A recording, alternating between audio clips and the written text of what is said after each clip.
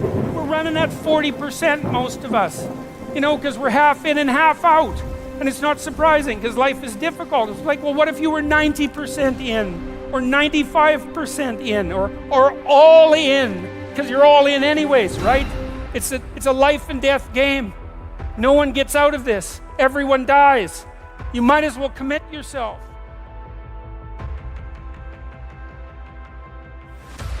Well, people don't do that. They don't sit down and think, all right, you know, let's figure it out. You've got a life. It's hard, obviously. It's like 3 years from now, you can have what you need. You got to be careful about it. You can't have everything. You can have what would be good for you, but you have to figure out what it is, and then you have to aim at it.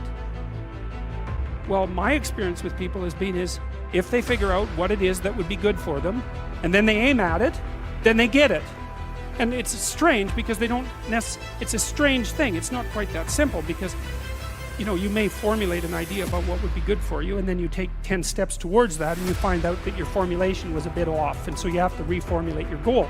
You know, so you're kind of going like this as you move towards the goal. But a huge part of the reason that people fail is because they don't ever set up the criteria for success. And so, since success is a very narrow line and very unlikely, the probability that you're going to stumble on it randomly is 0. And so there's a proposition here, and the proposition is, if you actually want something, you can have it.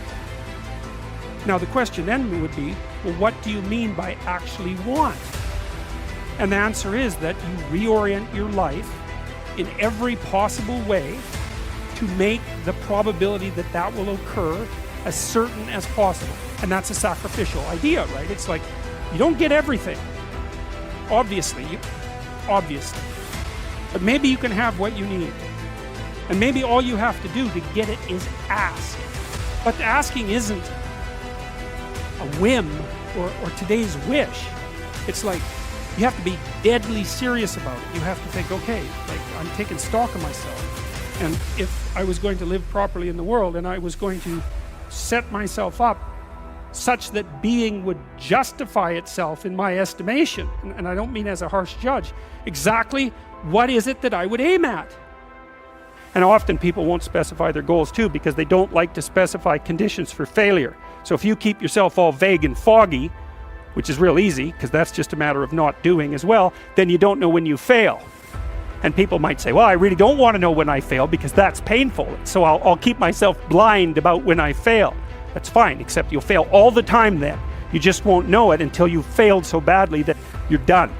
And that can easily happen by the time you're 40. So I would recommend that you don't let that happen. So that's willful blindness, right? You could have known, but you chose not to. Okay, so once you get your goal structure set up, you think, okay, if I could have this life, looks like that might be worth living, despite the fact that it's going to be, you know, anxiety provoking and threatening, and there's going to be some suffering and loss involved and all of that. Obviously, the goal is to have a vision for your life such that, all things considered, that justifies your effort. Okay, so then what do? Well, then you turn down to the micro routines. It's like, okay, well, this is what I'm aiming for. How does that instantiate itself day to day, week to week, month to month? And that's where something like a schedule can be unbelievably useful. Google Calendar. It's like, make a damn schedule and stick to it. Okay, so what's the rule with the schedule? It's not a bloody prison. That's the first thing that people do wrong. They say, well, I don't like to follow a schedule. It's like, well, what kind of schedule are you setting up? Well, I have to do this, then I have to do this, then I have to do this, you know, and then I just go play video games because who wants to do all these things that I have to do? It's like, wrong.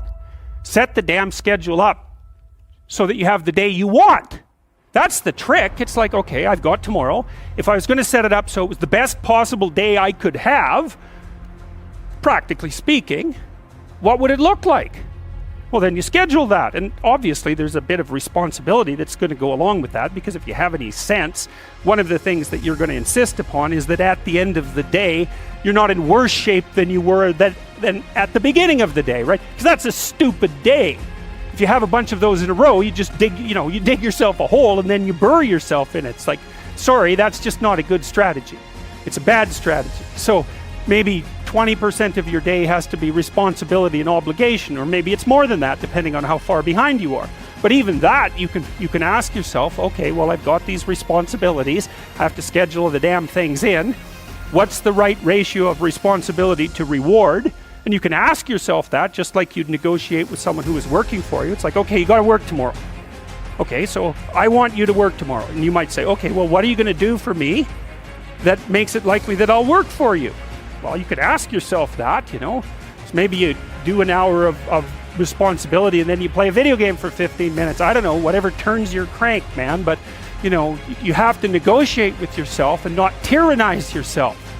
Like you're negotiating with someone that you care for, that you would like to be productive and have a good life. And that's how you make the schedule. It's like, and then you look at the day and you think, well, if I had that day, that'd be good. Great. You know, and you're useless and horrible, so you'll probably only hit it with about 70% accuracy, but that beats the hell out of 0, right? And if you hit it even with 50% accuracy, another rule is, well, aim for 51% the next week, or 50.5% for God's sake, or because you're going to hit that position where things start to loop back positively and spiral you upward. That's rule 1, right? Stand up straight with your shoulders back, is to take on the onslaught and to enter the contentious ring and to do more than your best, because your best isn't enough, because your best isn't as good as you could be. You have to push yourself past that, and that's, as far as I can tell, where you find what you need in life.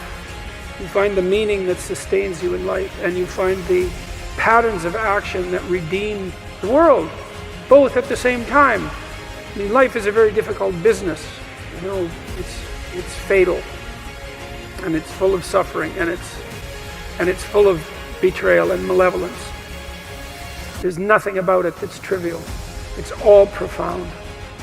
And in order to find your way through all of that capacity for hellish experience, let's say, you need to develop a relationship with something that's profound.